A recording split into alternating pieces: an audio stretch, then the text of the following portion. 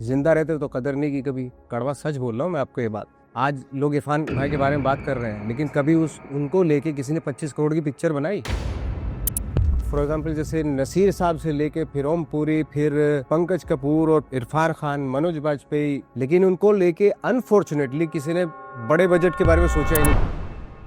पहले बोला जाता है हम अनकन्वेंशनल टाइप है, भाई हम ही कन्वेंशनल है यार। रणवीर सिंह को भी ट्रेन किया था बैंड आजा बारात के 2010 में। कुछ वक्त के लिए गया था कि मलाल होता है कि मैं भी तो साथ में था इसके, ये वहाँ क्यों चले गए, उतारो इसको। आपने किक देखी होगी बहुत सारे लोगों ने, तो उसमें एक सीन है जिसमें मैं नोटों पे बैठा हुआ हूँ, गड्ढे भरे हुए नोटों पे। कैसे कमीने लोग हैं ये, किस तरह के रोल करते, कौन है ये लोग? हमें 300-400 स्क्रीन में जाए वही बहुत है, और अब तो उसके भी लाले पड़े हुए हैं। मेरे फादर जो थे अब नहीं रहे, वो भी नंबर 1 के झूठे थे यार। मेरे अपने फादर जैसा नहीं बनूंगा मैं। मनोज भाई जब अपना किस्सा बताते हैं सत्या के बाद उनके साथ क्या हुआ,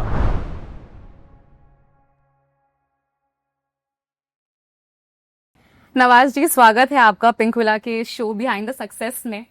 और ये शो का जो नाम है, इसके लिए आपसे बेहतर गेस्ट हमारे लिए कोई और हो ही नहीं सकते थे, क्योंकि आपकी जो जर्नी है उसने लाखों लोगों को इंस्पायर की है। तो आई होप यहाँ पे जितने भी आज आपके फैंस आए हैं वो यहाँ से कुछ ना कुछ सीख कर जाएं।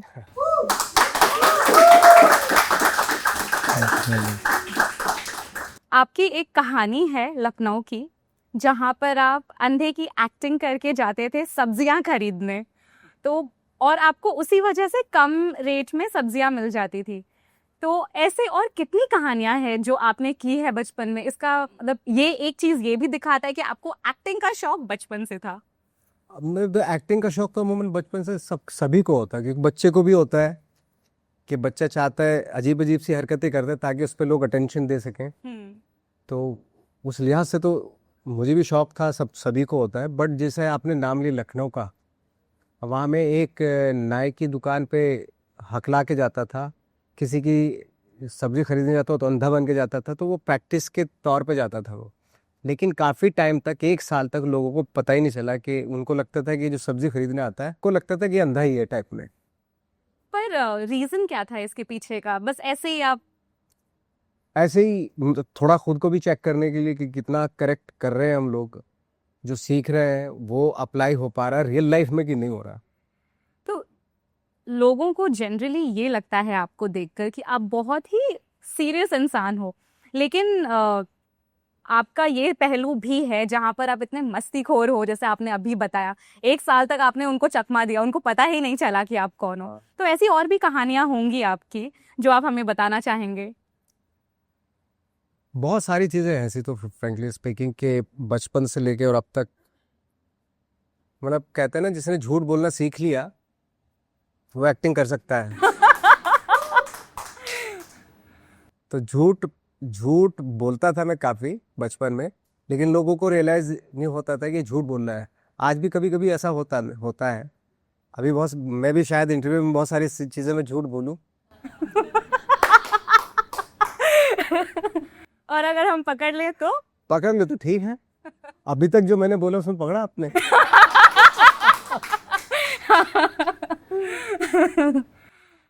ये हो गई एक बात। आपने कहा आप झूठ बड़े सफाई से बोलते हैं।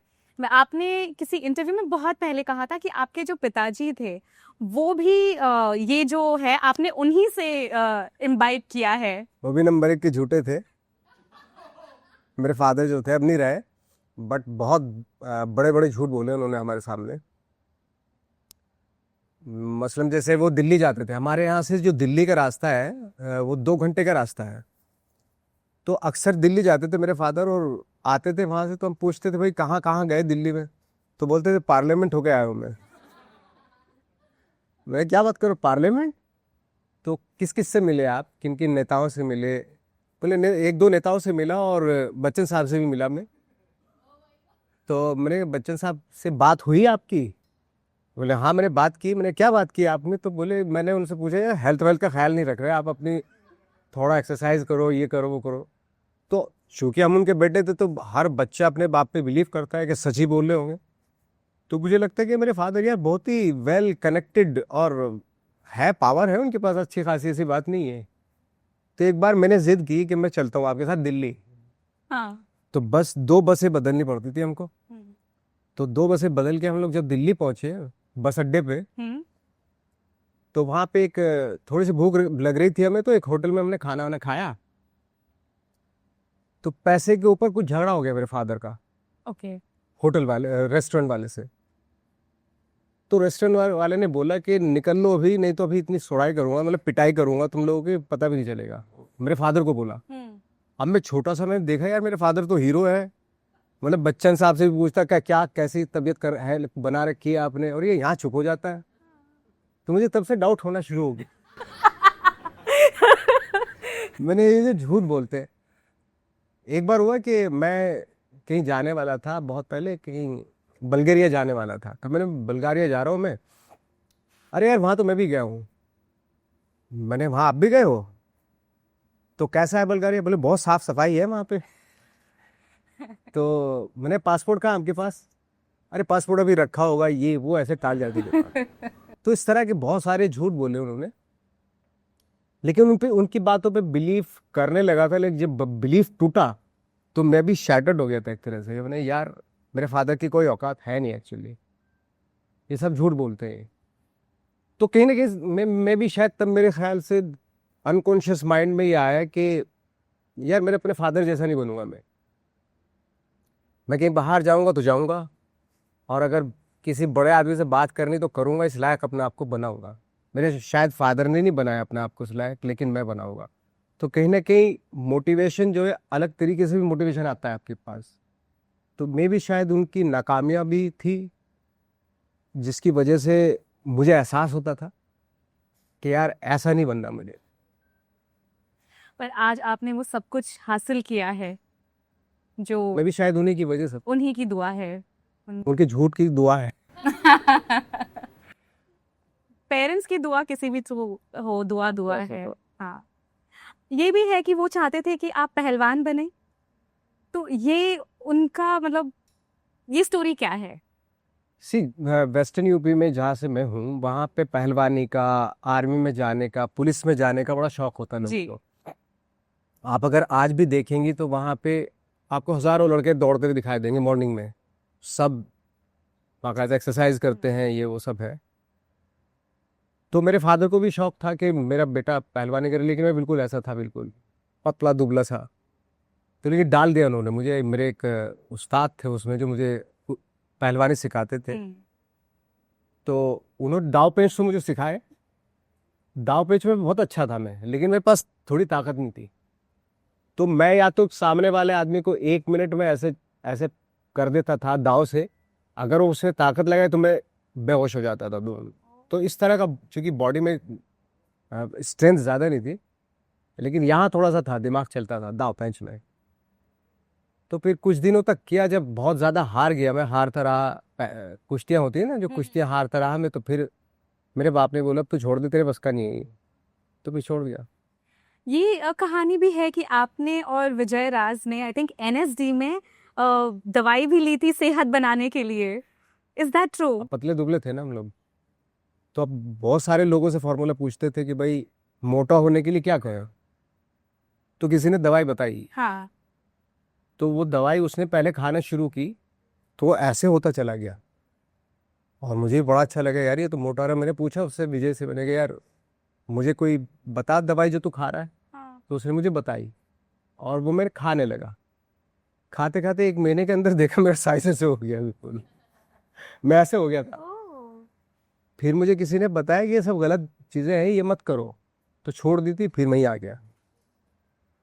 बट ये मेडिसिन के साइड इफेक्ट्स भी बहुत होते हैं। हाँ होते होंगे, लेकिन इतना ज्यादा नहीं खाया मैंने। फिर बाद में बिल्कुल नहीं खाया हमने कभी। ओके सर, एनएसडी के बारे में बताइए ना। मतलब लोगों को ऐसा लगता है कि वहाँ जितने भी एक्टर्स, जितने भी लोग एक्टिंग सीखने जाते हैं, उनके लिए रास्ता बहुत आसान हो जाता है फिल्म इंडस्ट्री में एंटर करने का।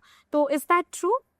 आई थिंक मुझे लगता है इतना ज्यादा ट्रू नहीं है, क्योंकि रेशो अगर देखा जाए, national school of drama claim नहीं करता कि आपको फिल्मों के लिए तैयार कर रहे हैं, वो थिएटर के लिए तैयार करता है आपको।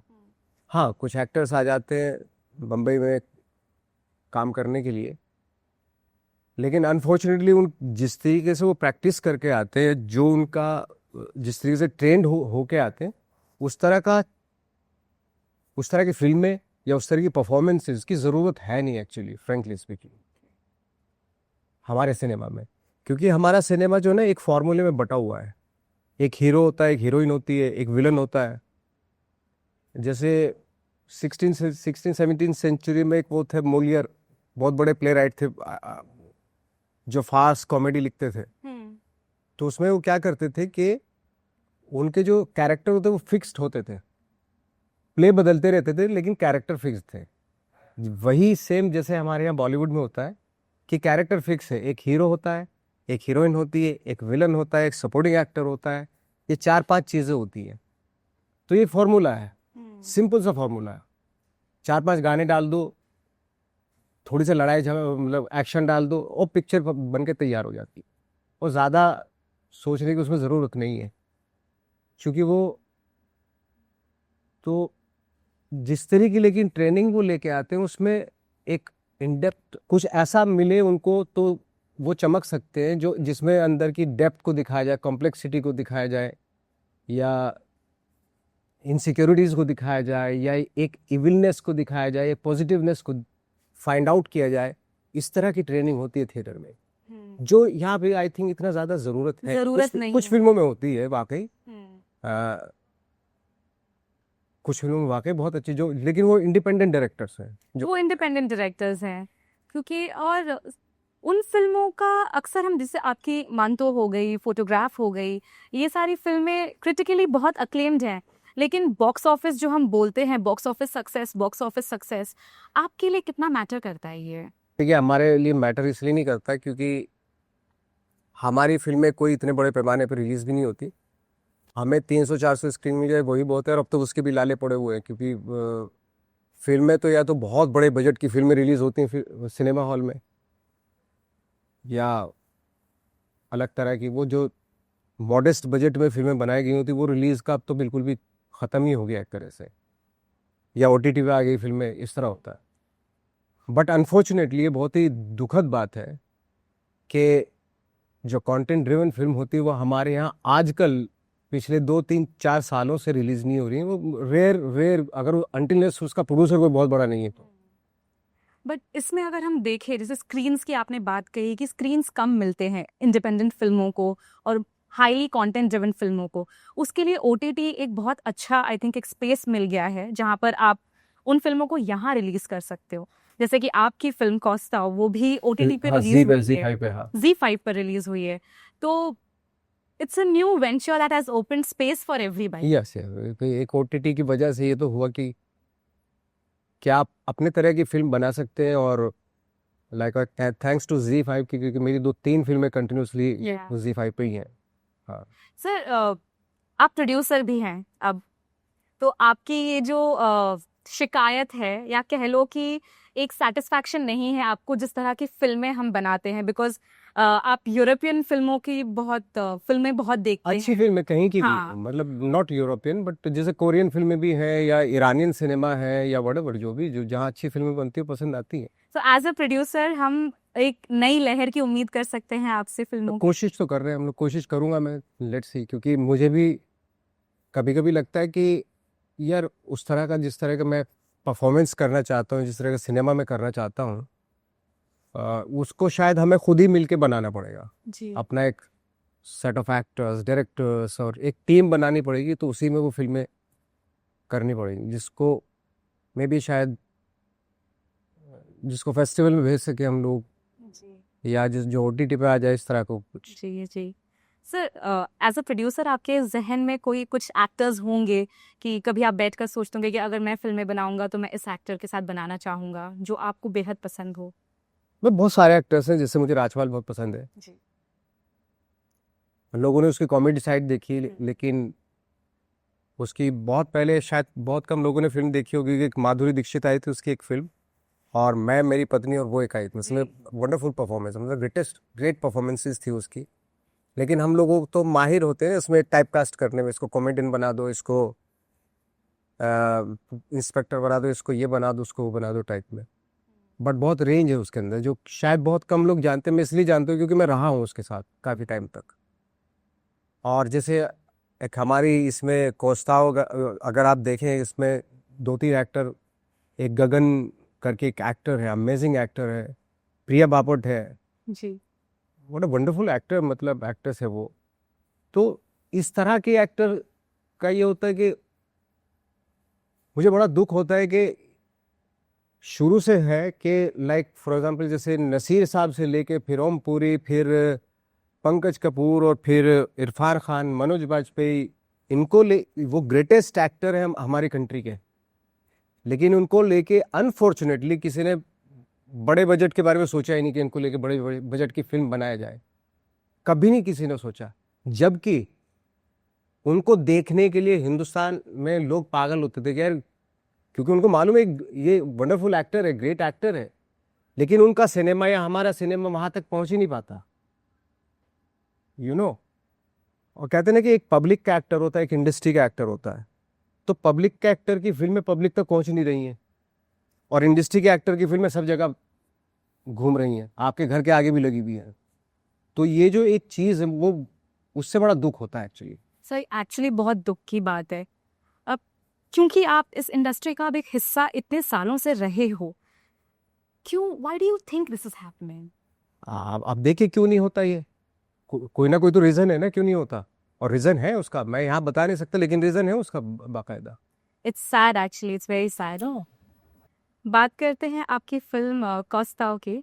ट्रेलर तो बहुत बढ़िया है guys, the film is already out on OTT Z5, please go and watch, we already watch and it's amazing, let me tell you that. उस ट्रेलर में एक लाइन है मतलब फिल्म में, जहां आप बोलते हो कि जब टीम का कोच ही उसको, हाँ, दूसरी टीम को चीयर अप दूसरी करेगा। टीम को चीयर अप करेगा तो उसकी टीम मेंबर्स की तो माँ बहन हो जाएगी। तो रियल लाइफ में कभी ऐसा हुआ है कि आपके किसी बहुत अपने खास ने बीच राह में आपका साथ छोड़ दिया हो and that affected you very badly? बहुत बार हुआ, और इतनी बार हुआ कि हमने गिनना ही छोड़ दिया। वो सबके साथ होता है, मेरे साथ क्या, सबके साथ होता है।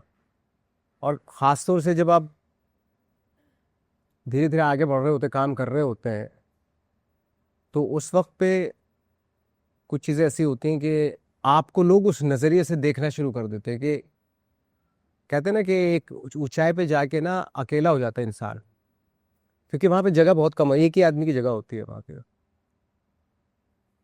तो बाकी लोग जो है उसको नीचे से ऊपर ऊपर देखते हैं, और कहीं ना कहीं मलाल होता है कि मैं भी तो साथ में था इसके, ये वहाँ क्यों चले गए, उतारो इसको। वो सबके साथ होता है, मैं आई एम नॉट सेइंग कि मेरे साथ होता है, आई थिंक सबके साथ होता है। बट ये जो नीचे खींचने वाली बात है, ये आपके साथ हुआ है जहां आपको पता लगा हो कि किसी ने जानबूझकर ऐसा कुछ किया है जिससे कि? छोटी छोटी चीज़ों की भी बात कर रहा हूँ मैं, हर चीज़ में होती है, और इंडस्ट्री के जो आई थिंक उन सब ग्रेट एक्टर्स के साथ होती है जो वाकई लाइक मनोज भाई के साथ, जब मनोज भाई जब अपना किस्सा बताते हैं सत्या के बाद उनके साथ क्या हुआ, तो वो तो मैं दोहरा नहीं सकता कभी। अगर उनसे मुलाकात हो, आप पूरी से पूछिए कि जब लोगों को लगता है यार ये बड़ा खतरनाक एक्टर है, आगे आया है, तो उसको लेट डाउन करने के लिए बहुत सारी कोशिशें की जाती हैं। Is it really very lonely at the top? होते हैं, ऐसा ऑफ कोर्स होता है, वो तो फ्रेंकली स्पीकिंग तो होता ही है। तो वहां पहुंचने के बाद सेम, मैं अभी वहां नहीं पहुंचा हूँ, मैं कोशिश कर रहा हूँ। मैं वहां पहुंचने का इतना ज़्यादा शौक भी नहीं, मैं जो कर रहा हूँ मैं उसी में खुश भी हूँ फ्रेंकली स्पीकिंग, क्योंकि मुझे एक्टिंग का शौक है, और मैं एक्टिंग करता रहूँ, चाहे फिल्मों में हो, चाहे स्ट्रीट प्ले करूँ, चाहे थिएटर में करूँ प्ले, एक्टिंग कर होते रहनी चाहिए। चाहे 4 दोस्तों को एक टीम बना के वहाँ करते रहो, चाहे इस रूम में 5 दोस्तों को बुला के एक प्ले कर लो, अगर वो भी हो रहा है तो मुझे खुशी मिलती है। हमारे लिए तो आप सक्सेसफुल हो, पर हम जानना चाहेंगे कि आपके लिए सक्सेसफुल महसूस करना कैसा है? मैं आप पता नहीं उसको सच मानेंगे कि नहीं आप लोग, कि मेरे लिए सक्सेस, ये सक्सेस जो है ना बहुत ही इंडिविजुअल वो है, ये बहुत ही सब्जेक्टिव है एक्चुअली। हो सकता है किसी ने लम्ब्रेटा स्कूटर खरीदने की चाह थी उसके पास, उसने खरीद लिया, वो लोग मुझे तो यही चाहिए था यार, मैं हो गया सक्सेसफुल, है ना। एक्टर के लिए आई थिंक सक्सेस वही है कि जो उसने सुबह सोचा था कि आज मैं सीन में ये करके आऊँगा, और उसका 50% या 25% भी अचीव कर लिया, उसके लिए उस दिन की सक्सेस है। मैं अपनी पुरानी फिल्मों को लेके बैठूं कि gangs of Wasseypur, sacred games और ये और वो मंट और ये वो क्या फिल्में की है मैंने, और वाह वाह वाह वाह। भाई अभी वो कल की बात थी, आज की बात करो। आज क्या हो, आज किस तरीके का काम कर रहे हो, वो इम्पोर्टेंट है। जी। तो इस लिहाज से सक्सेस क्रिएटिव लोगों के साथ जो है ना, उनके लिए प्रोसेस होती है, हमेशा प्रोसेस होती है। आप कभी सक्सेसफुल हो ही नहीं सकते, हमेशा कुछ ना कुछ फाइंड आउट करने की प्रोसेस रहती है हमेशा। क्योंकि मैं जब खुद को देखता हूँ, जितना एक्सपीरियंस होता है मुझे, तो मुझे ऐसा लगता है यार अभी तो कुछ आता है नहीं, बहुत सारी चीज़ें हैं जानने के लिए सिर्फ एक्टिंग के बारे में। लेट्स लाइक ए सी कि आप जितना भी अंदर जाएंगे उतना बड़ा संसार मिलेगा आपको एक्टिंग का। तो तब लगता है कि यार कितना बड़ा मयार है एक्टिंग का, और उसमें मैं 5-10 फिल्में करके बोलूँ कि मैं सक्सेसफुल हो गया हूँ, तो अभी तो बहुत चीज़ें हैं जो फाइंड आउट करनी है आपको। जी। आपने एक प्ले किया था किसी रशियन डायरेक्टर के साथ में, इबानो। हाँ। वहां पर उन्होंने आपसे कहा था कि लड्डू खाइए, और आप सबने आप बताइए वो किस्सा। एक्टिंग की एक्सरसाइज थी वो, बट हाँ। मतलब ऐसे था कि अगर हम लोग ऐसे ही बैठे रहते जैसे आप लोग बैठे हुए हैं, और टीचर बैठे हुए थे इधर, एक एक्टर आता था, उसको बोलते थे आप ये लड्डू रखे हुए खाइए इसको। तो आते थे लोग, एक्टर आया जैसे मैं आया, खाया, इस तरह के एक्सप्रेशन वो वही पकड़ते थे, ये भाई लड्डू खा रहे हो चेहरे पे क्यों, मतलब जायके का मतलब शो क्यों कर रहे हो, यू नो। मतलब हमने सिर्फ आपको खाने के लिए कहा है, हमने जायका नहीं पूछा हाँ, आपसे। जायका नहीं पूछा कैसा जायका है। हाँ। एग्जैक्टली। तो हम लोगों की हैबिट थी ये कि हम हर चीज को ना शो करते थे। अब दुखी है तो अरे ये कर लिया posture, oh my God oh my God, ये शोइंग है एक्चुअली। वी आर शोइंग कि देखो मैं कितना दुखी हूँ, है ना। और ये हमारी हर जगह है, मतलब हमारे यहाँ पे ये कि हम लोग शो ज्यादा करते हैं, दुख का, खुशी होने का, इसका उसका।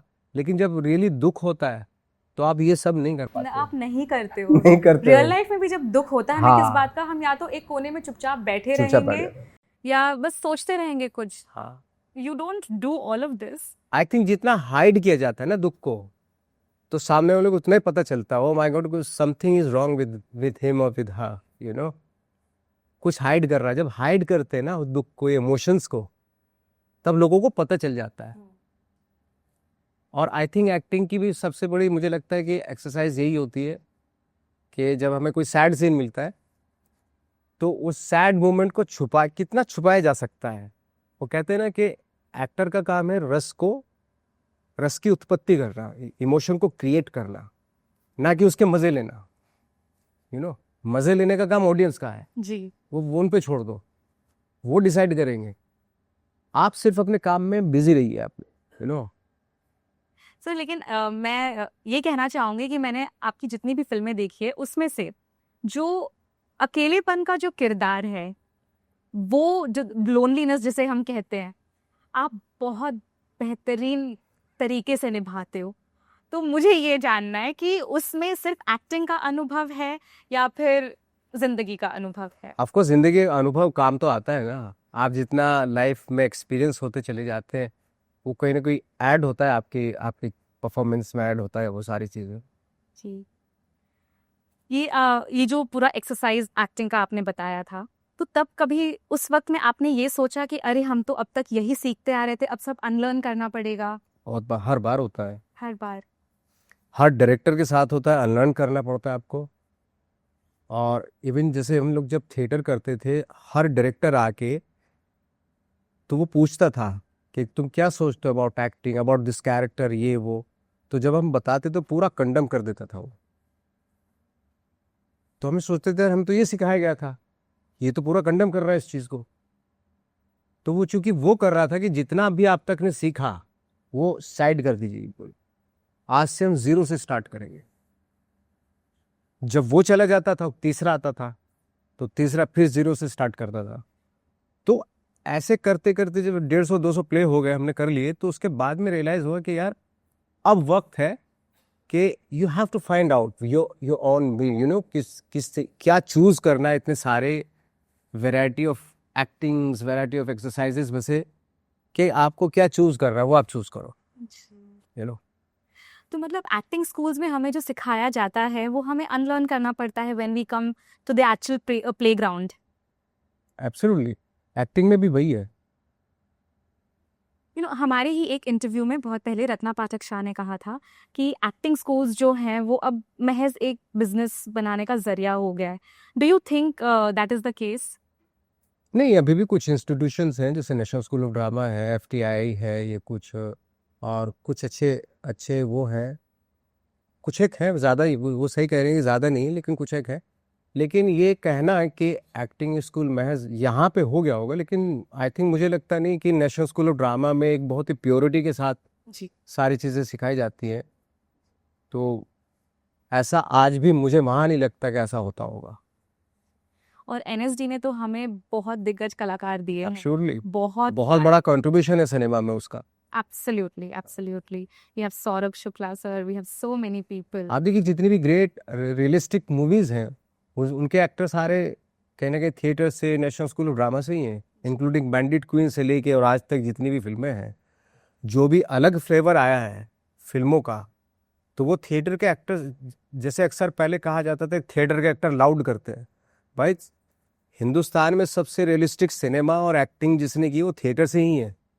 सर, आपने रणवीर सिंह को भी ट्रेन किया था बैंड आजा बारात के वक्त 2010 में। कुछ वक्त के लिए किया था। तो उस वक्त कहीं सोचा था कि 2012 में मेरी खुद की फिल्म आ जाएगी गैंग्स ऑफ वासेपुर, जो वर्ल्ड रिकॉर्ड क्रिएट करेगी? ना, ऐसा कभी नहीं सोचा। मैं तो एक तरह से वर्कशॉप लेने वाला बंदा हो गया था कि कोई किसी को एक्टर बनना है, लॉन्च होना है, तो मैं हूँ। वर्कशॉप करते थे हम लोग सब एक्टर्स के साथ। Ranveer Singh is a very good actor, Yes, is a very good absolutely. Actor and तो क्या हम ये कह सकते हैं कि जो एक्टिंग उनमें है अभी, उसमें कहीं ना कहीं आपका योगदान है, आपने उनको सिखाया है? एक्टिंग कभी सिखाई नहीं जा सकती, यू नो, कोई पुड़िया नहीं है। आपको खुद को फाइंड आउट करना पड़ता है ना, उसके अंदर खुद की काबिलियत थी। हाँ, एक आपको रास्ता दिखाया जा सकता है कि भाई शायद ऐसे भी, इस तरफ से भी जाया जा सकता है, इस तरफ से भी जा सकता है, लेकिन जाना तो आप ही को पड़ेगा ना। जी। फिल्मों में जैसे आपके एक्टिंग में हम सच्चाई देखते हैं हमेशा, तो एंटरटेनमेंट इंडस्ट्री में आपको लगता है कि जो ऑथेंटिसिटी है वो और एंटरटेनमेंट को एग्जिस्ट कर सकता है? हाँ, सच्चाई में ही वो है, एंटरटेनमेंट है अगर देखा जाए तो, क्योंकि हर आदमी ना सच सुनना चाहता है, सच बोलना चाहता है, क्योंकि हमने सोसाइटी का स्ट्रक्चर ऐसा कर दिया है कि जहाँ पे सच बोलते हुए डर लगता है, यू नो, वरना हर आदमी सच बोलना चाहता है और सच सुनना चाहता है। आप सच तो सुनना चाहते हैं सबका, लेकिन बोलते कम है, तो फिर कैसे होगा? तो हमें एक ऐसा इकोसिस्टम बनाना पड़ेगा जहाँ पे आपके दिल में जो भी आ रहा है आप बोलिए, है ना, और वो सुनने की ताकत भी रखिए आप। सुनने की ताकत लोगों में नहीं है। हाँ, तो वही है भी, नहीं है क्या? जब हम शुरू करते हैं इस इंडस्ट्री में या किसी भी प्रोफेशन में, हमें शुरुआत से शुरू करना होता है, बहुत सारे उतार चढ़ाव का सामना करना पड़ता है, और हमने भी स्ट्रगल देखा है, काम में इतने मशरूफ हो जाते हैं कि खाने पीने का कुछ हिसाब नहीं रहता है। जी। आई एम श्योर आपने भी वैसे दिन देखे होंगे जहाँ पर खाने पीने का कुछ होश नहीं रहता होगा, because it's so involved in studying. तो उन दिनों के बारे में बताइए कुछ। आई थिंक, मैं सच बताऊं, देखो ये तो चूंकि मेरी अपनी खुजली थी एक्टर बनने की, अगर वो दिक्कतें आ रही हैं, क्योंकि मैं ऑफ कोर्स मैं किसी से कंप्लेन भी नहीं कर सकता उसकी, और ये तो हर प्रोफेशन में है, आपके प्रोफेशन में भी, हर प्रोफेशन में है ये, कि शुरुआत में तो दिक्कतें उठानी पड़ेगी। क्यों? क्योंकि वो आप वो काम कर रहे हो जो आप करना चाहते थे। मेरे फादर ने तो नहीं बोला था एक्टर बनने के लिए मुझे, मेरे अंदर खुद ही खुजली थी ना, तो मैं खुद ही मिटाऊंगा उसको, तो मैं कंप्लेन भी नहीं कर सकता किसी से, मैं तो, और करनी भी नहीं चाहिए। आपको पार्ले जी से फोबिया है? हाँ, अभी भी फोबिया है, लेकिन खाता हूँ अभी भी ताकि वो फोबिया खत्म हो जाए। तो आई थिंक वो जानना चाहते हैं कि फोबिया क्यों है, तो आप प्लीज बताएं। भाई, हमने दिल्ली में आई थिंक 2 साल तक ना 1.5-2 साल तक ब्रेकफास्ट में चाय बिस्किट, दोपहर में चाय बिस्किट और डिनर में चाय बिस्किट। तो ये 1.5-2 साल तक किया मैंने। और आज जब चाय वो पार्ले जी का जब खाता हूँ ना मैं, तो कट टू 30 साल पहले चला जाता हूँ मैं। पर मजा तो आता है पार्ले जी खाने में चाय नहीं, के मैं कह रहा हूँ इतना अच्छा टेस्ट है तभी तो आज भी खाता हूँ मैं। बिस्किट में तो वही है, पार्ले ही है, और क्या है। अब तक की आपकी सबसे पसंदीदा चीज, वैल्यूएबल चीज कौन सी है जो नॉन मटेरियलिस्टिक है? नहीं, कुछ मोमेंट्स हैं जो, हाँ। हाँ कुछ मोमेंट्स पल। हैं, हाँ कुछ पल होते हैं जिसको आप आज भी याद करते हैं और वैसा सा माहौल चाहते हैं, वैसा वक्त दोबारा वो क्रिएट करना चाहते हैं अपनी लाइफ में। बट वक्त तो चलता रहता है, क्योंकि वो पीछे छूट गए तो छूट गए। कौन सही से है। पल? तो कुछ अकेले बैठने के पल याद हैं मुझे, जैसे मुझे अक्सर कुछ कभी कभी क्या होता है ना, कुछ पहाड़ के, कुछ डेजर्ट, क्योंकि मैं बहुत ही डेजर्ट वाला आदमी हूँ। मैं रेगिस्तान में, ऐसा लगता है मेरा पिछला जन्म कहीं वहीं तो नहीं हुआ था। ये सच्ची कह रहा हूँ, मैं ऐसा हूँ। मैं, मुझे बड़ा अच्छा लगता है क्योंकि दूर दूर तक कुछ नहीं होता, सिर्फ रेत ही रेत है। और अगर वहाँ पे सनराइज भी होता है ना तो आपको ऐसे देखना पड़ता है। ये तो ये जो चीज़ है ना, ये बड़ी अच्छी लगती है मुझे। जब नीचे से मैं सनराइज होते हुए देखता हूँ मुझे बड़ा अच्छा लगता है, और सनसेट होते हुए नीचे जाता हूँ फिर मैं, ये क्योंकि वो जो ज़मीन है वो कमाल का, वहाँ पे एक ना अजीब सा एक वो सिरहन, बहुत अच्छा लगता है वो, बहुत ही। एक अलग एनर्जी। हाँ, मेरे को यूं इस तरह देखने की जरूरत नहीं पड़ती। मेरे को इस तरह देखने की जरूरत है। अगर मैं खड़ा हूं तो ऐसा लगता है कि सन नीचे से यहाँ से आ रहा है। वो बड़ा खूबसूरत मोमेंट हो, तो वो मोमेंट मुझे आज भी याद आते हैं। और वैसा इसलिए मैं अक्सर, जब मेरे से कोई पूछता है कि कहाँ जाना पसंद करूँ, मैंने जैसैलमेर जाना पसंद करूँ। जब आप पूरा दिन एक्टिंग करते हो, इतने सारे कैरेक्टर्स को आपने इम्बाइब किया, पर मतलब एक्ट किया, पूरा दिन काम करने के बाद जब आप घर पर जाते हो तो आप अनवाइंड कैसे करते हो? उस कैरेक्टर से बाहर निकलना, अपने आप में बैठना, उस वक्त में आप क्या सोचते हो? What do you do? मेरा जो लाइफ है ना वो मर्ज हो गया ऐसे। मुझे रियल लाइफ से ज़्यादा जो रियल लाइफ ज़्यादा पसंद आती है। इन द सेंस, जब मैं कैरेक्टर की लाइफ जी रहा होता है ना, वो ज़्यादा अच्छा लगता है मुझे। क्योंकि क्या है ना, रियल लाइफ में आके ना बहुत सारे झूठ बोलने पड़ते हैं, इनसिक्योरिटीज आती हैं।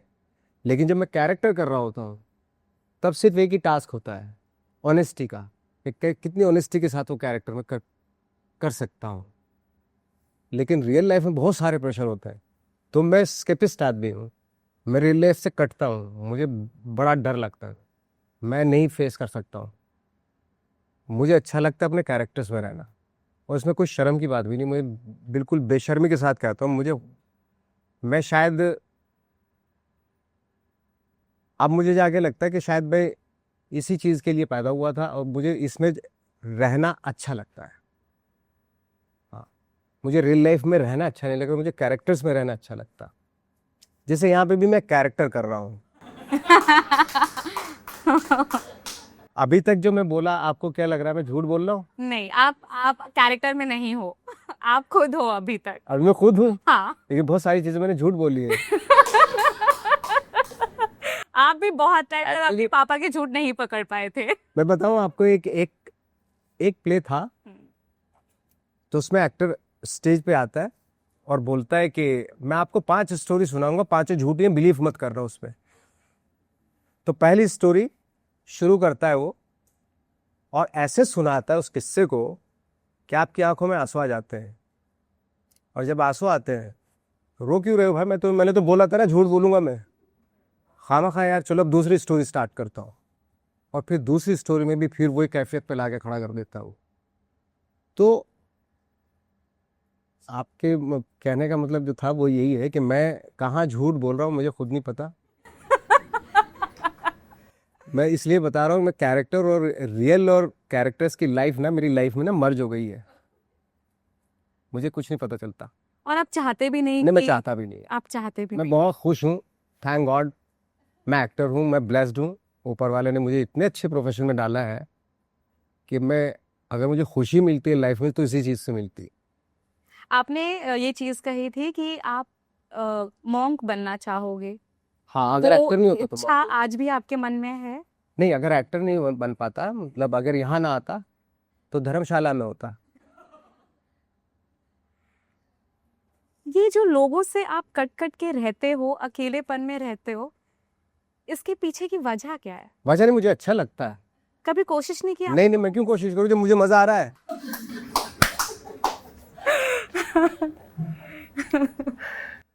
बात तो मजे की है ना। बात मजे की है।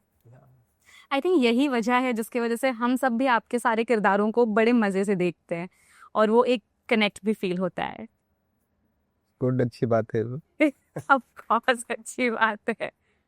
तो आपके थोड़ा सा आपके बचपन में ट्रैवल करेंगे अब, जब आप इतने बड़े स्टार बन गए, बड़े पर्दे ये मुझे ना बड़ा डरावना सा लगता है, इतने बड़े स्टार हो गए, मुझे बहुत डर लगता है इन सब चीज़ों से, सच्ची बता रहा हूँ मैं। क्यों?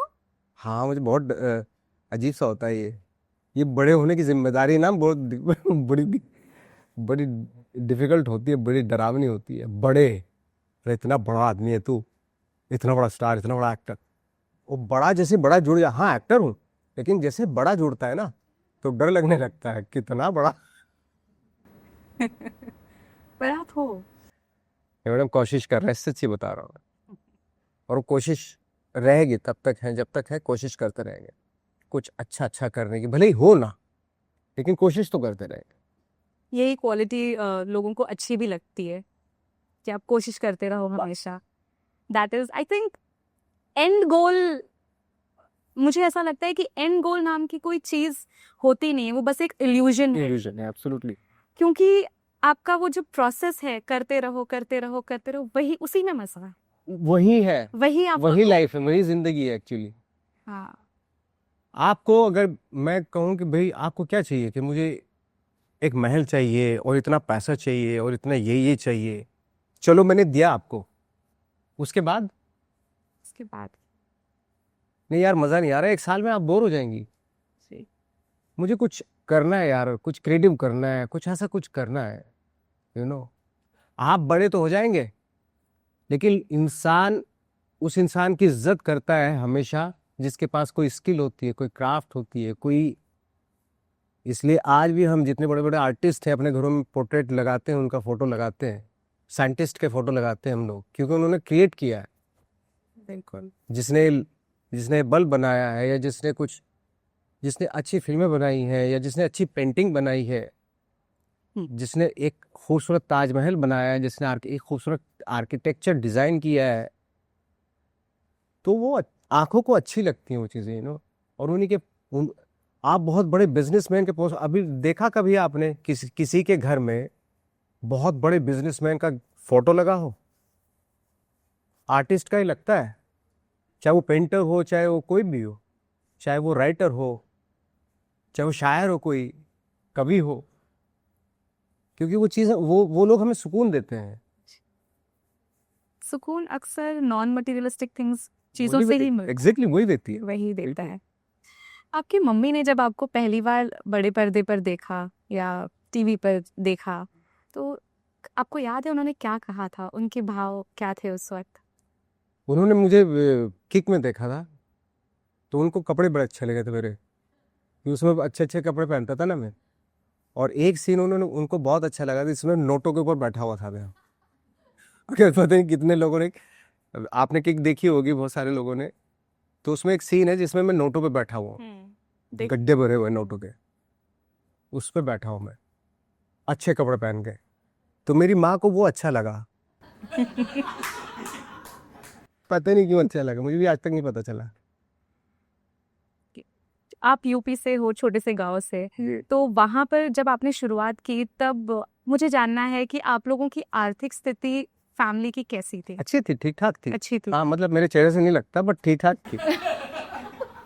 नहीं, I am not asking because of that, because see मैं आपको बताती हूँ मैंने ये सवाल क्यों पूछा है। जी। आपने कहा आपने इतनी फिल्में उसके पहले कर रखी थी, पर आपकी मम्मी को किक का वो सीन ही पसंद आया जहां पर आपने अच्छे कपड़े पहने हैं, जहां पर आप प्रेजेंटेबल लग रहा था। So please don't take me in the wrong. नहीं, बात नहीं कह रहा प्लीज आप। So that was my whole idea. उससे पहले भी मैं छोटे छोटे रोल किए थे फिल्मों में जी, जिसमें मेरी पिटाई होती थी। हाँ पता है, मुन्ना भाई में भी पिटे गए हो। हर फिल्म में पिटता था मैं। और मैं जब गांव में जाता था तो मेरे फादर बड़ा गुस्सा होते थे मेरे पे, बोलते क्या आ जाता है, पिट पुटा के आ जाता सुबह। तो मुझे बड़ा अफसोस होता था, मैंने यार अब नहीं जाऊंगा मैं गाँव में। अब गाँव नहीं जाऊंगा। हाँ, मैंने उनसे पूछा, मैंने आपको प्रॉब्लम क्या है? तो बोले आसपास के लोग मुझे बोलते हैं कि आपका बच्चा पिट रहा है वहां पे फिल्मों में। बोले यही करने गया था क्या वो? अब वहाँ का तो ऐसा ही है, वेस्टर्न यूपी का तो एटीट्यूड ऐसा, कोई पिट के नहीं आना, और उनका बच्चा पिट के आ रहा फिल्मों में। तो मैं नहीं गया। फिर मैं 2012 में गया जब मेरी गैंग्स वासीपुर आई, जिसमें मैं सबको मार रहा था।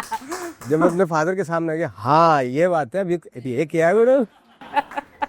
हम देखते हैं कि बच्चों का, अपने लड़कों का स्पेशली, अपनी मम्मी के साथ बहुत सीधा सीधा रिलेशनशिप होता है, एकदम प्यार भरा।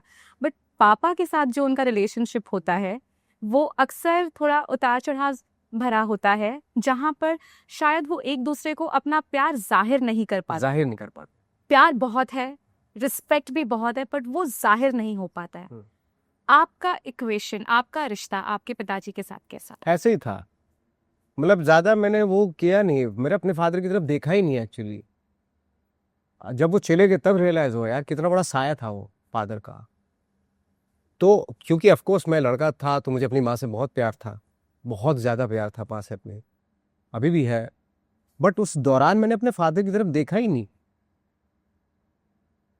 और उसको बिल्कुल टेकन फॉर ग्रांटेड लेता था मैं। तो जब वो गए तब एहसास हुआ एक्चुअली।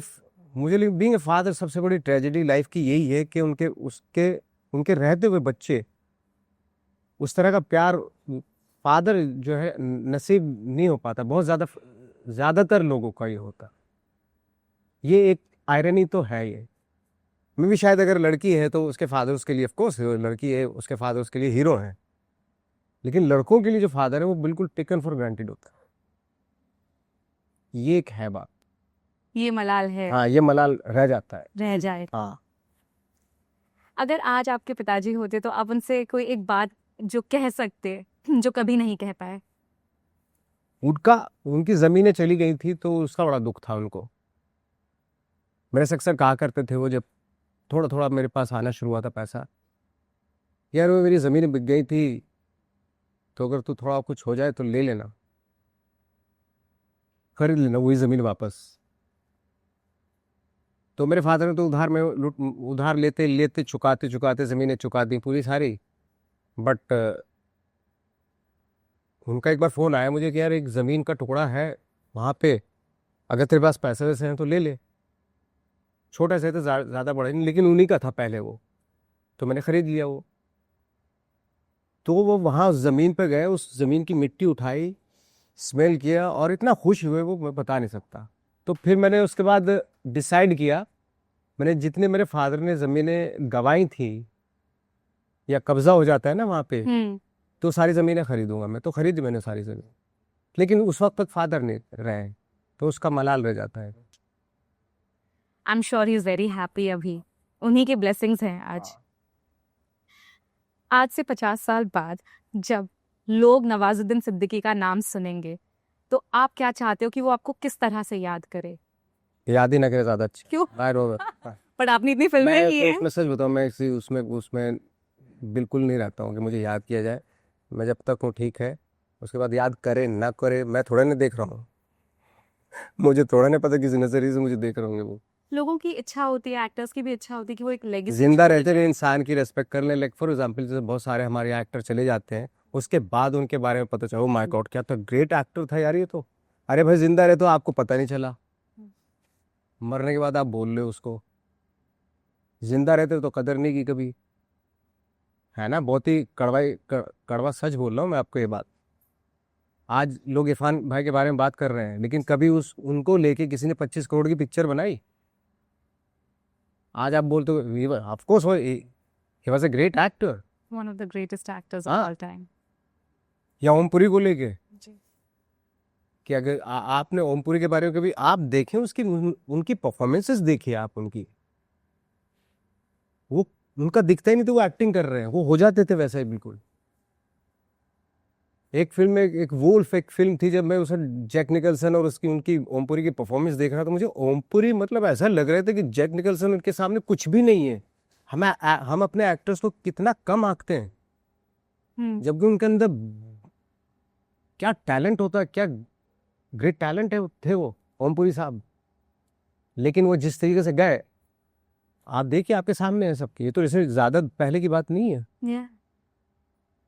बजरंगी भाईजान में आप लोगों ने साथ जी। में काम किया है। मुझे याद है तब मैं एक मैगजीन के लिए काम किया करती थी, मैं लिखती थी। जी। मैंने ओमपुरी जी से आज बात की और उन्होंने मुझे दूसरे दिन 4 बजे का वक्त दिया था कि हमसे बात करना, टेलीफोनिक कॉन्वर्जेशन करेंगे। और सुबह मुझे पता चला कि उनका देहांत हो गया है। My God. बट मुझे एक चीज़ है कि मैंने उनसे फ़ोन पर बात की थी उसके पहले, तो मैं उनकी आवाज़ सुन पाई थी। Greatest actor great. उल्लाखंड, एब्सोल्युटली। डू यू थिंक ये चेंज होगा हमारी इंडस्ट्री में? बहुत वक्त लगेगा, बहुत ज़्यादा वक्त लगेगा, चेंज तो नहीं होगा, नहीं। बहुत वक्त लगेगा, होगा लेकिन वक्त लगेगा, क्योंकि आज की जो जनरेशन, जो टीनेजर है, मे भी शायद वो वर्ल्ड सिनेमा देख रहे हैं, है ना, पूरी दुनिया का सिनेमा उनके घर में है, वो देख सकते हैं, शायद तब कदर करना शुरू करें उसके बाद मे बी। आप क्रिटिसिज्म को किस तरह से देखते हैं? क्रिटिसिज्म, मतलब जैसे कि अगर कोई कह दे कि ये फिल्म और बेहतर हो सकती थी। हाँ, अगर वो कह रहा है जिसने फिल्म बनाई है तो मैं मान लूंगा। मतलब कंस्ट्रक्टिव क्रिटिसिज्म। अगर मेरी एक्टिंग के ऊपर कोई बोलता है कि भाई तेरी एक्टिंग बहुत खराब है, तो वो सक्सेसफुल एक्टर होना चाहिए, तो मैं उसकी सुन लूंगा, क्योंकि पता है एक्टिंग करते हुए बहुत सारी दिक्कतों का सामना करना पड़ता है, और वो वही जान सकता है जो एक्टिंग कर रहा होता है, चाहे वो भले स्टेज में कर रहा है एक्टिंग या कहीं भी कर रहा है। मैं ये नहीं कह रहा कि वो कोई भी हो, लेकिन जो कर रहा होता है एक्टिंग, वो अगर क्रिटिसाइज करेगा मुझे, या जो थिएटर में है या जो फिल्म मेकिंग में है, अगर वो और वो सक्सेसफुल है उस चीज में, अगर वो क्रिटिसाइज कर रहे हैं तो मैं सुन लूंगा। कि आपको वो पुराने दिन याद आते हैं जब आपका नाम कोई नहीं जानता था? कौन सी बड़ी बात है, मैं कोई मेरे अंदर तो वो ऐसा कोई खास एक्स्ट्राऑर्डिनरी कुछ था नहीं कि जो मुझे जानते होंगे उस वक्त पे। आदमी नॉर्मली होता है, अपनी धीरे धीरे चीज़ों से पता चलता है लोगों, आपके काम से पता चलता है फिर लोगों को। सर वो क्यों जानेंगे मुझे, बताइए ना। नहीं होता है ना कभी कि आप फेम आपको इतना मिल जाता है, आपको हर एक बच्चा जानता है, हर जगह आपको लोग पहचानते हैं, तो कभी वो मिस करते हो कि यार मैं सड़क पर फ्रीली अगर चलकर चाय पीना। मैं तो चला जाता हूँ, मैं मेरा कोई मुझे मैं बहुत बेशरम आदमी हूँ उसमें, मुझे जहाँ जाना हो तो चले जाता हूँ। अच्छा, आपको हाँ, वो डर नहीं मुझे क्यों, मैं इतना बड़ा भार सर पे रख के नहीं चलना चाहता मैं। मुझे जहाँ जाना होता, बाजार में जाना होता, कोई सामान खरीदना हो तो मैं खरीद लेता हूँ।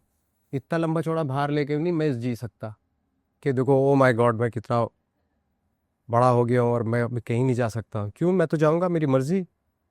आपकी ह्यूमिलिटी देखकर मुझे बहुत ऐसे it has touched my heart, क्योंकि सबके बस की बात नहीं है to be at this point in life in their career and still stay grounded.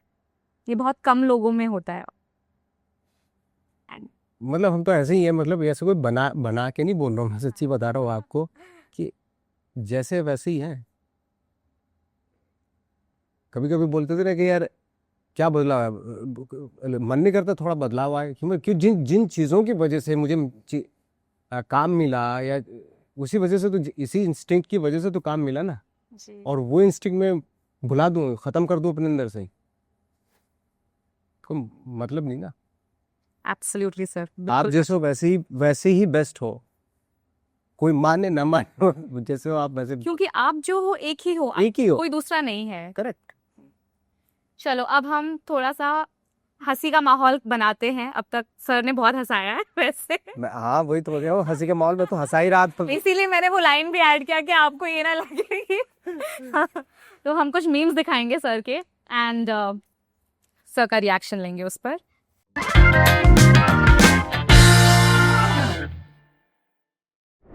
वो डीपी दिखाकर गुमराह करेगी, लेकिन तुम आधार कार्ड पर अड़े रहना।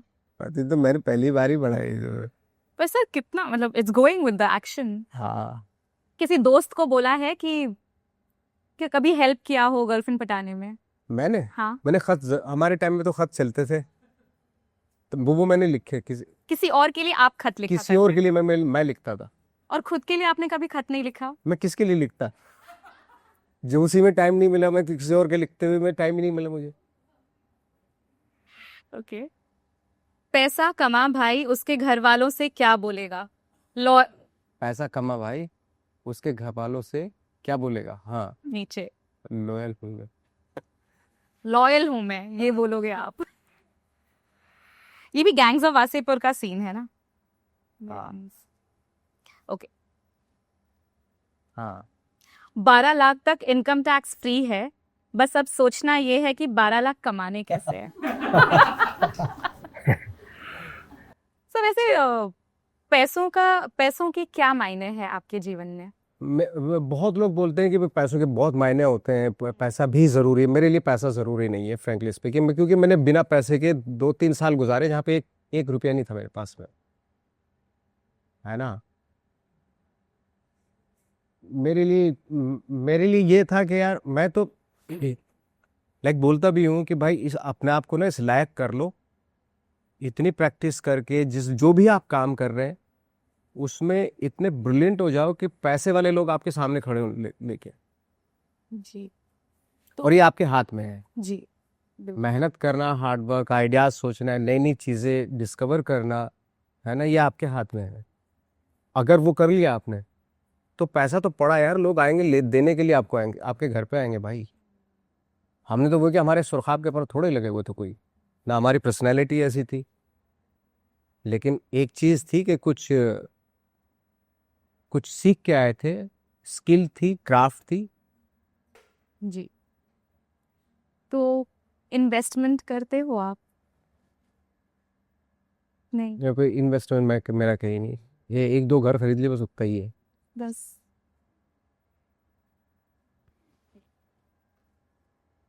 नॉन वेज लवर्स आफ्टर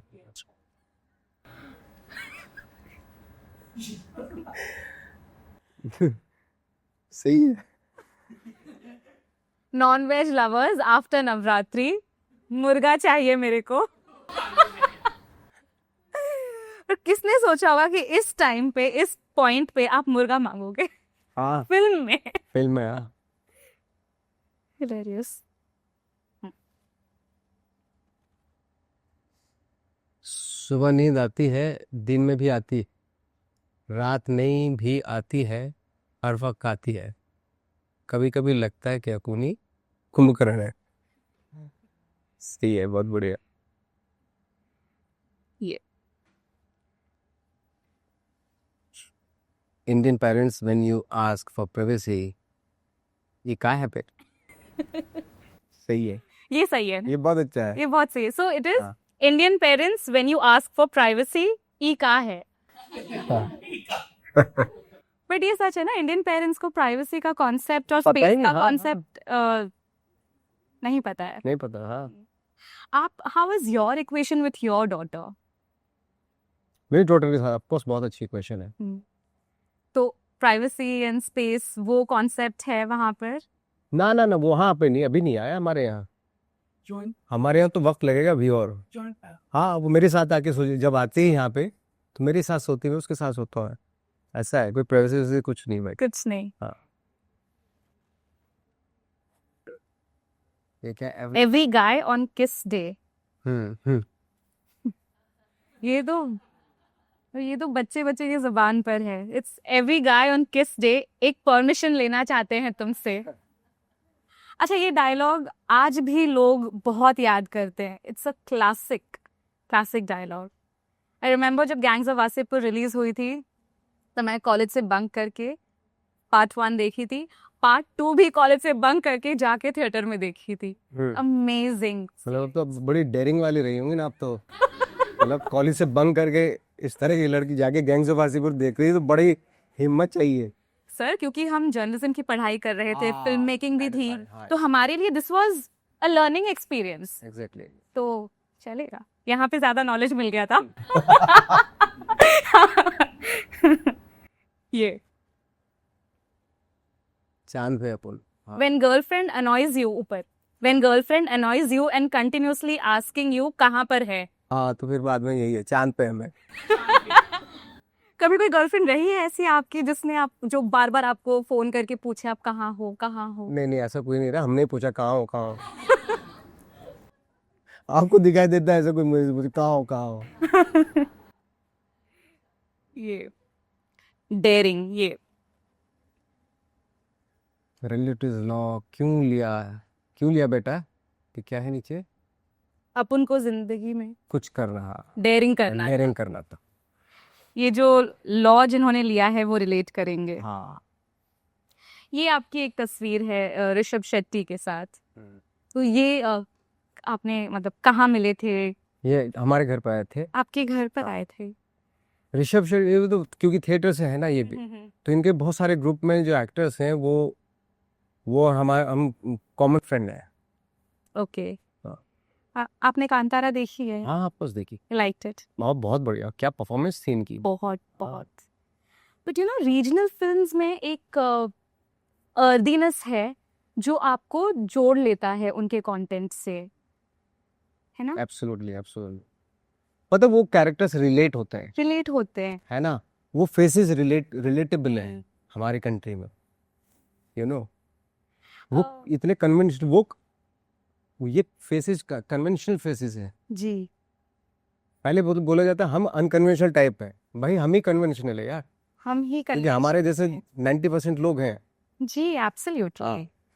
वहाँ मतलब मैं सिर्फ डाउन साउथ की ही बात नहीं करूंगी, हमारी जो मराठी फिल्में हो गए, गुजराती फिल्में हो गई, माय गॉड क्या अमेजिंग गुड एक्टर्स।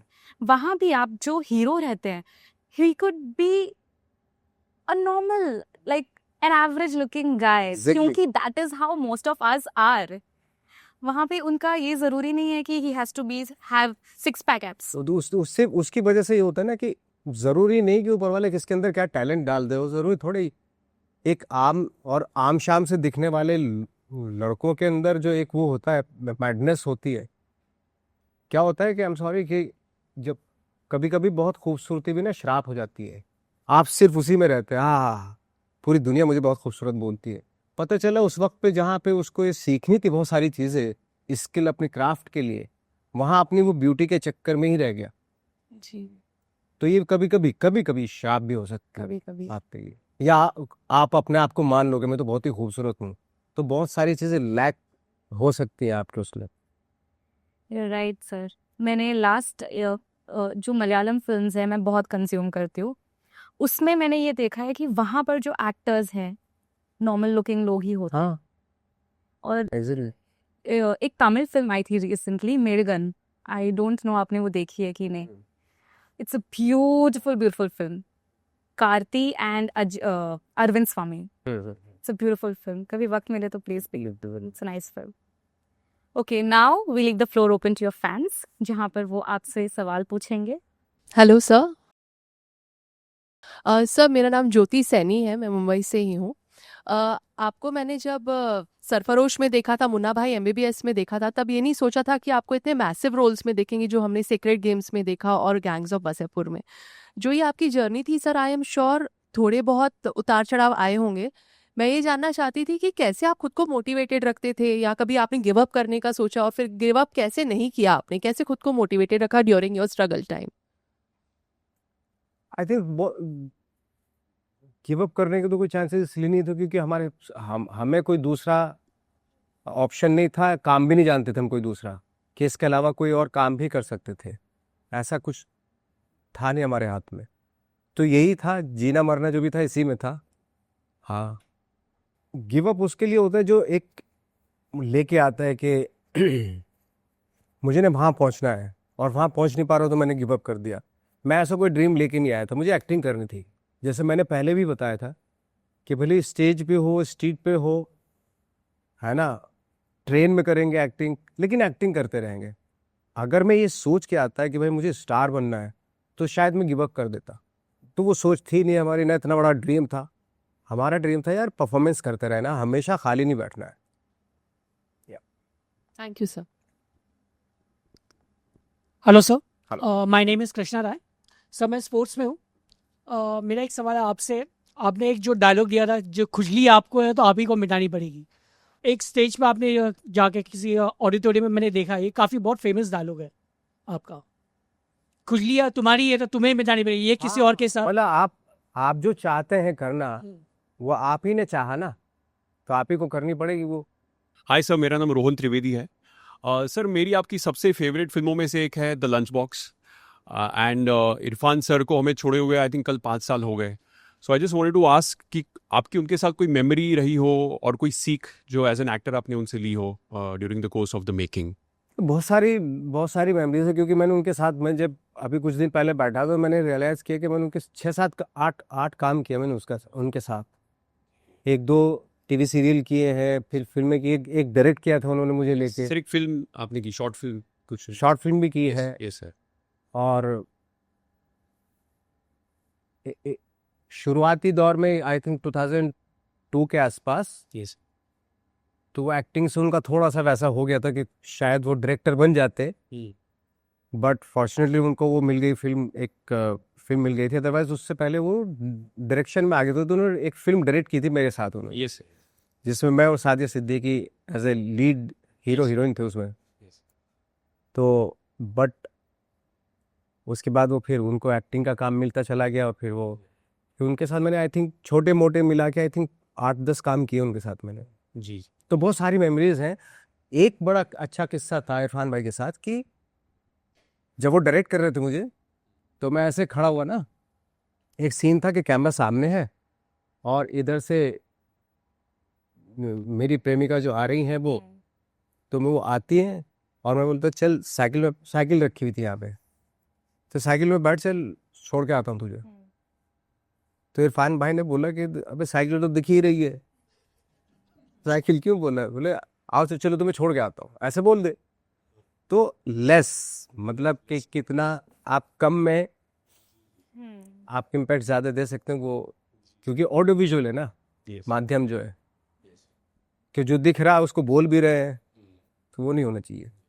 तो ये एक चीज़, छोटी सी चीज़ थी, लेकिन मैंने वो हमेशा अपने दिमाग में उसको गांठ बना ली कि यार कि कितनी कमाल की चीज़ है। सर लंच बॉक्स में आप लोगों की जो हाँ, जो chemistry थी, जो केमिस्ट्री थी, वो बहुत ही खूबसूरत थी। आपको उस फिल्म के लिए नेशनल अवार्ड भी मिला है for best supporting actor. We really miss Irrfan sir, really miss him. Piku rerelease हो रही है May 9 को। हाँ, या hello, my name is Shweta.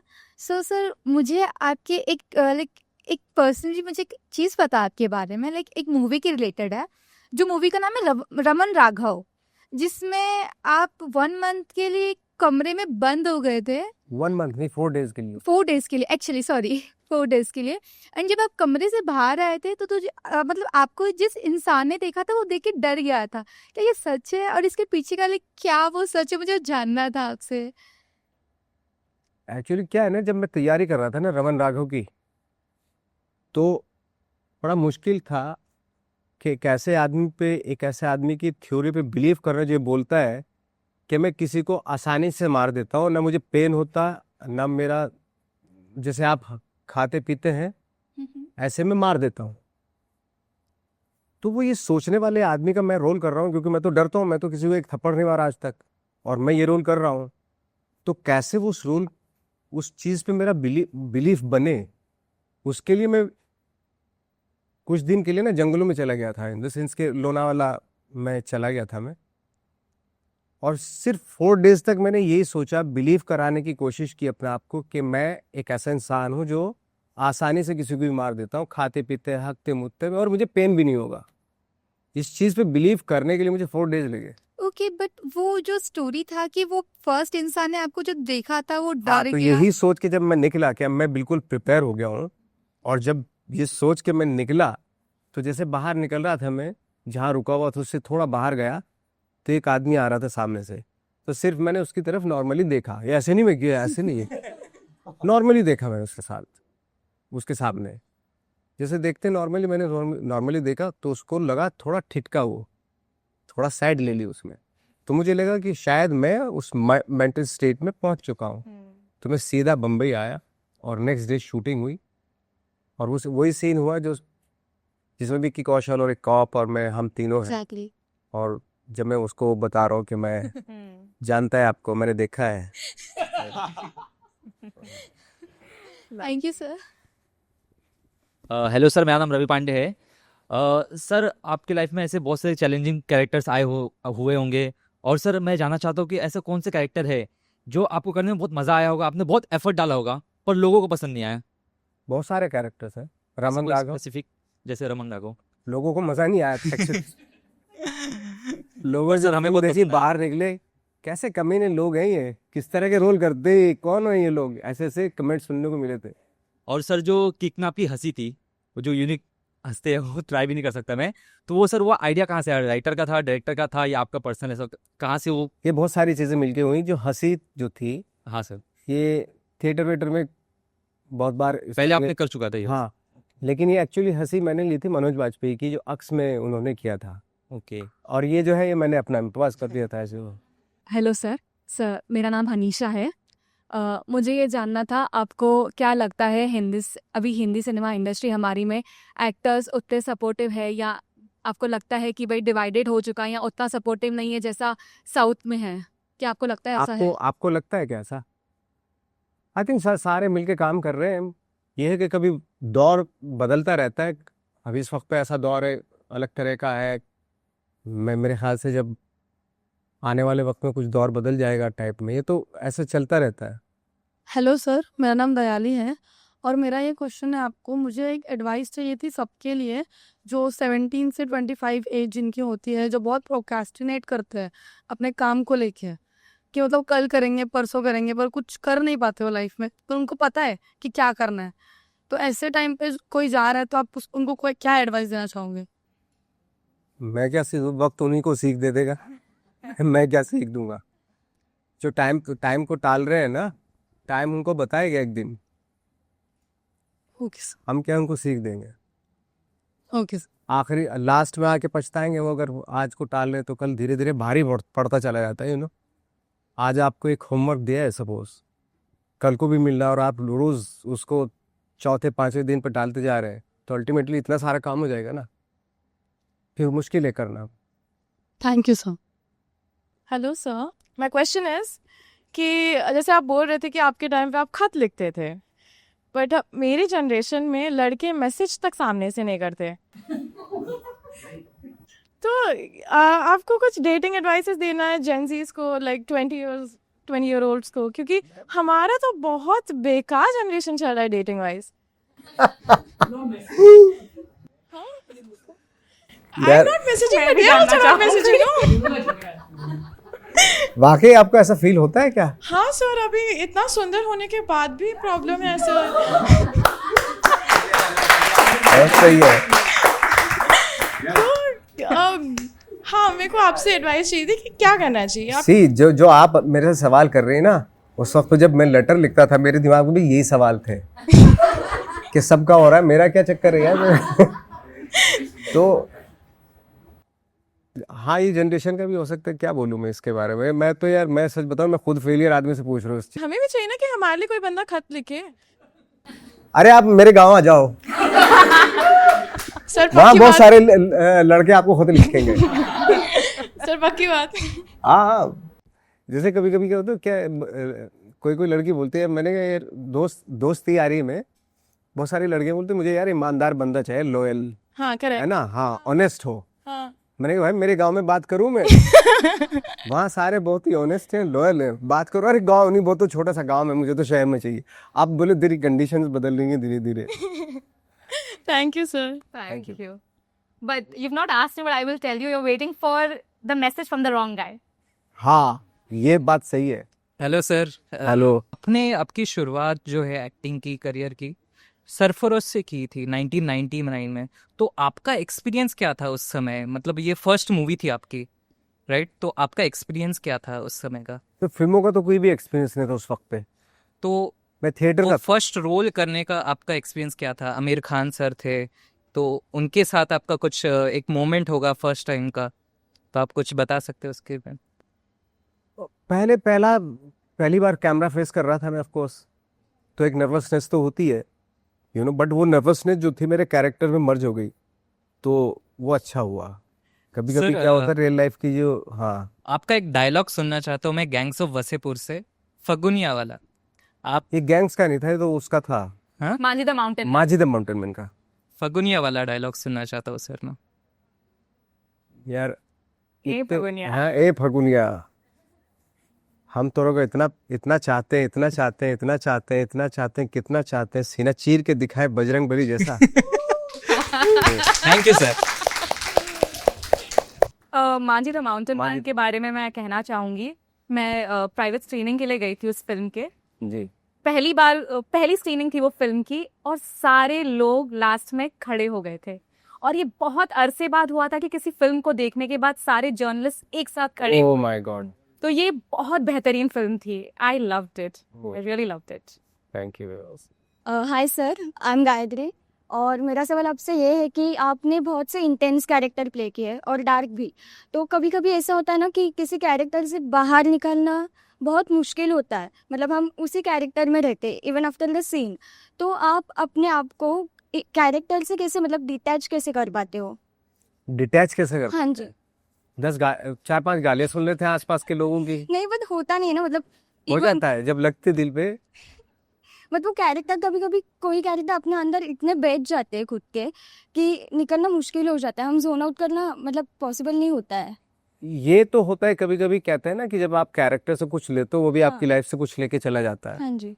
तो अल्टीमेटली आप बिल्कुल खाली रह जाते हैं, तो हाँ वैक्यूम सा आ जाता है आपके अंदर, ये तो फैक्ट है। हाँ बट जितना जल्दी हो सके कैसे भी, वो आपके ऊपर डिपेंड करता है सर कि क्योंकि कितनी जल्दी उससे डिटैच हो जाएगा। हाँ जी थोड़ा कभी कभी बहुत डेंजरस हो जाता है, बहुत ज्यादा।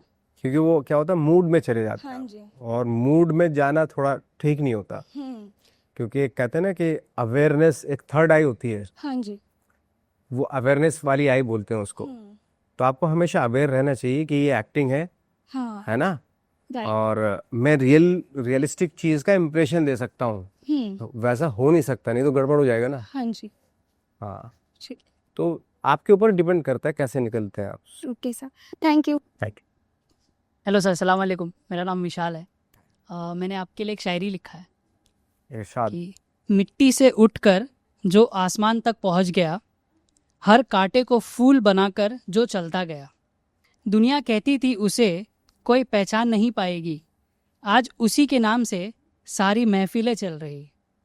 वो हमारा नवाज है, फन उसका फरमान है, जो संघर्षों से निकला था वो हीरा, आज हिंदुस्तान की पहचान। थैंक यू भाई, थैंक यू भाई। विद दैट हम ये सेशन ख़त्म करेंगे। बहुत बहुत अच्छा लगा आपसे बात करके। एक पर्सपेक्टिव था कि आप सिर्फ सीरियस ही हो, लेकिन आज वो बिल्कुल चेंज हो गया। बहुत मज़ा आया आपसे बात करके, एंड आई होप कि जो भी रेवोल्यूशन आप अपने फिल्मों के थ्रू लाना चाहते हो वो सब हो जाए। जैसे मैंने शुरुआत में आपसे कहा था कि आपके लिए एक छोटा सा सरप्राइज़ है, तो वो सरप्राइज़ मैं अभी लाना चाहती हूँ आपके लिए। ये इसलिए क्योंकि आपका जन्मदिन 19 मई को है, और 19 में हमारी मुलाकात नहीं होगी, पर उससे पहले हमारी मुलाकात हो गई। तो हमने सोचा कि आपके फिल्म के साथ साथ आपके सक्सेस की बात कर रहे हैं, तो आपके जन्मदिन का भी सेलिब्रेशन यहीं कर लेते हैं। So please cut the cake. Happy birthday to you, happy birthday to you, happy birthday dear. Okay वो आप खाते नहीं हो? आप हुआ सब तो चलता है, बर्थडे है। Thank you very much. Most welcome. Hi, मैं हूं नवाजुद्दीन सिद्दीकी और आप मुझे देख रहे हो पिंकविला पे।